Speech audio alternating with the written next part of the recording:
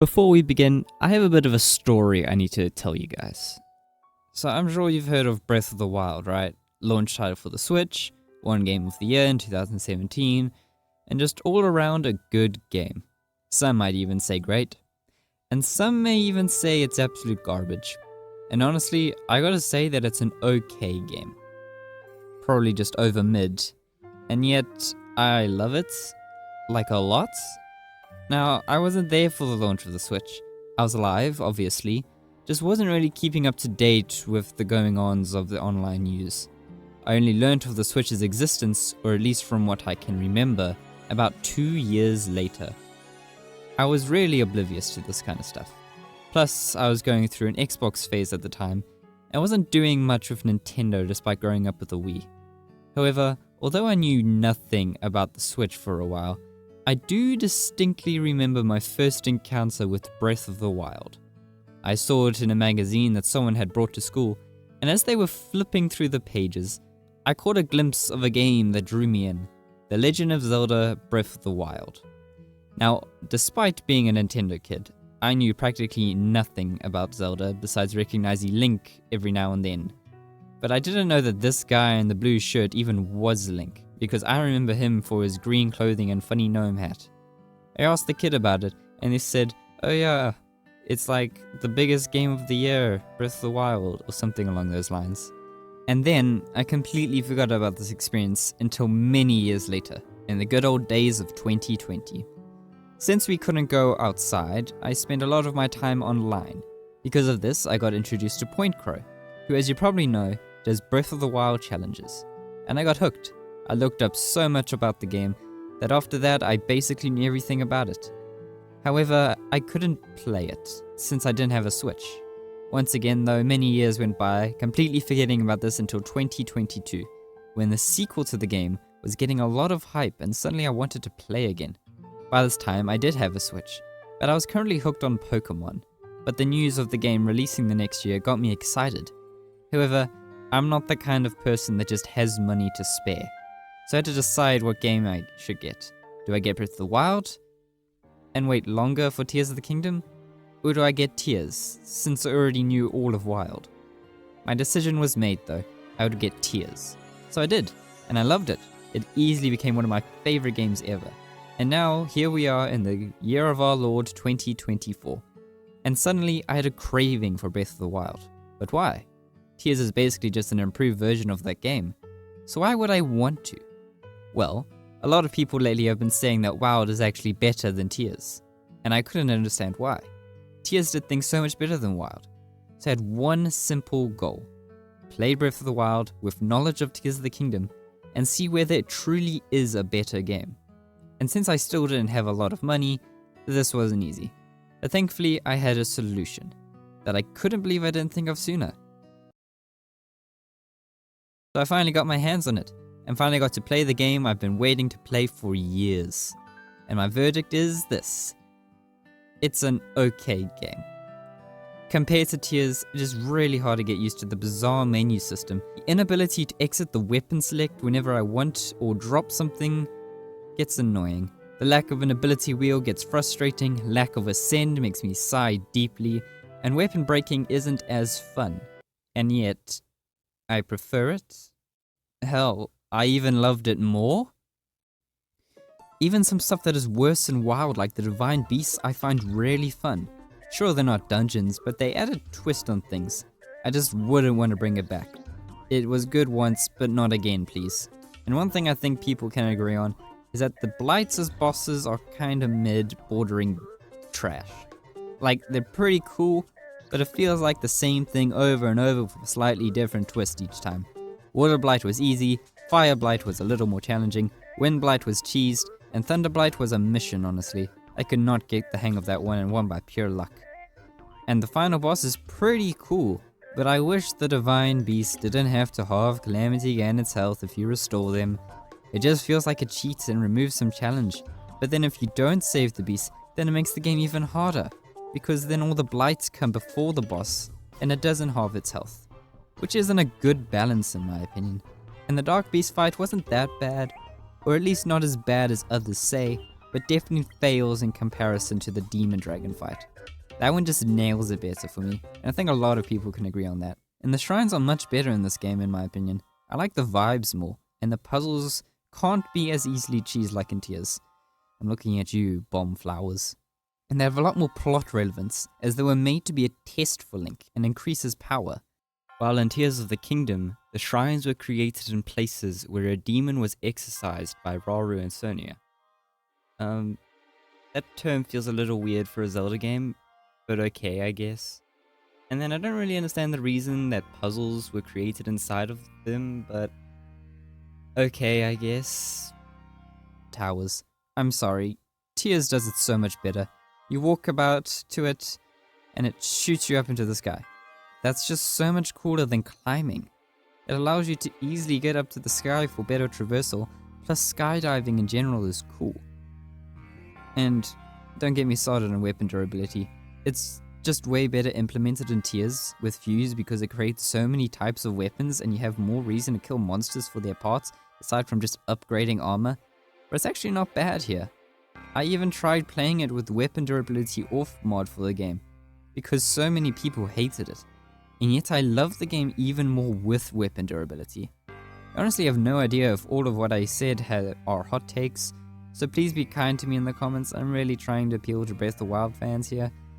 Except for Guardians and Gloomhands, I think everyone knows which is better. Guardians were a really cool addition to the game that added a nice bit of challenge while being incredibly scary. Plus the sound of that piano at the beginning and seeing that red laser point at you is always a terrifying experience. Plus it really tests your parrying skills. While on the other hand, Gloomhands, while being quite scary, can be easily cheesed with bombs or elemental gems, but at least it results in a Phantom Ganon fight, even if it's not as hard as the one in Hyrule Castle, so it's also easily cheesed. Yeah, Guardians win this by far. But in terms of the abilities, I'm mixed. Tears of the Kingdoms are better, but I feel like I have more fun messing around with the Breath of the Wilds. The physics used for the Sheikah Slate's runes make them more enjoyable than the arms abilities.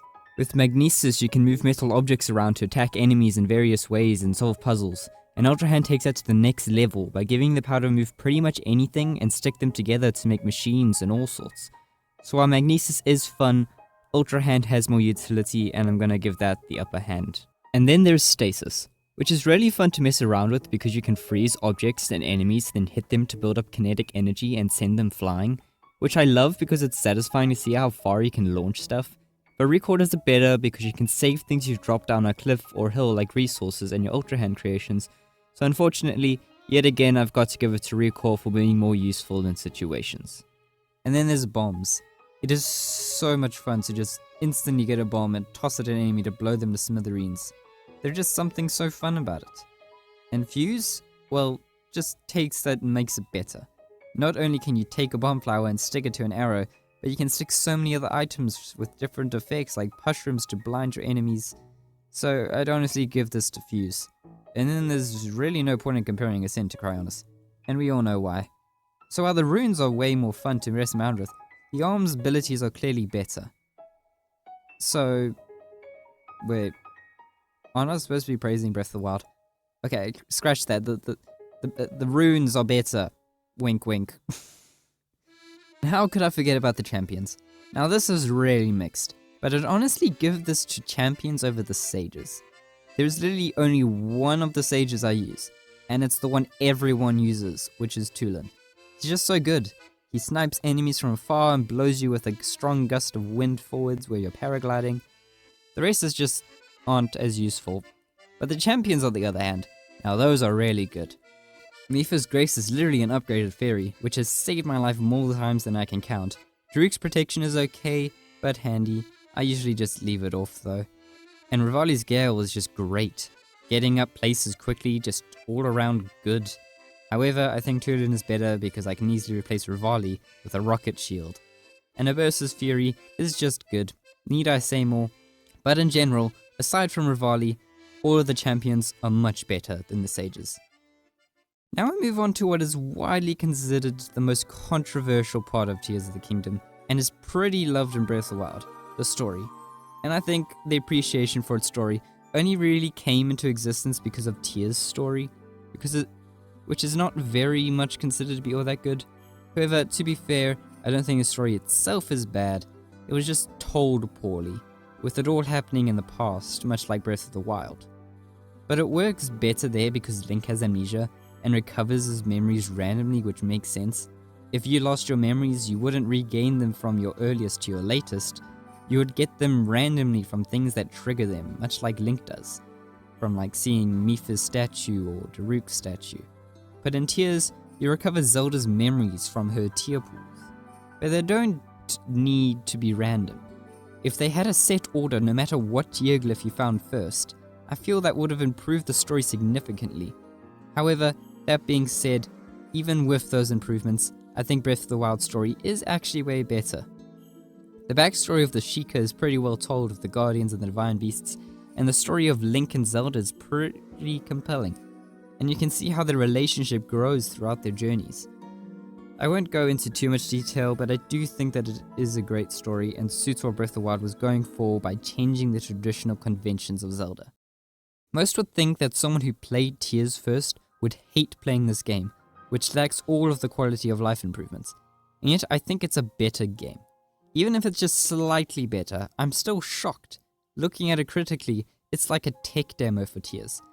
But looking at it just as someone looking to have fun, it's so much better, and I can't explain why. I just get this feeling when I play that I didn't have with Tears. It confuses me so much, but I honestly have no problem with it.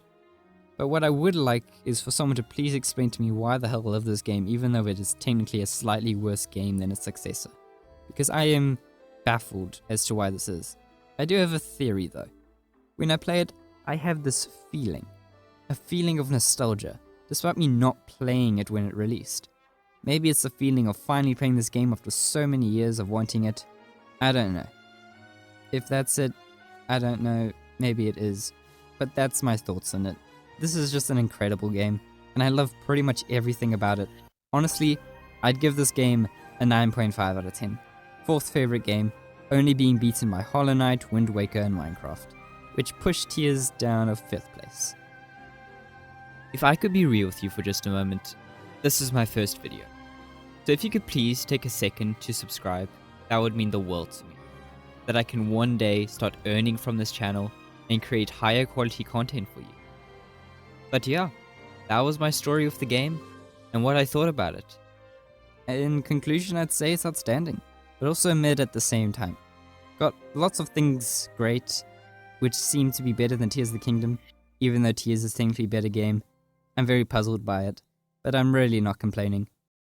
Also, this video was not created to be a deep dive of Breath of the Wild, but more so just for me wanting to express my thoughts on it and why I love it so much. And my opinion may change in the future, so don't hold me to anything I've said. And with that, thank you, and I'll catch you later.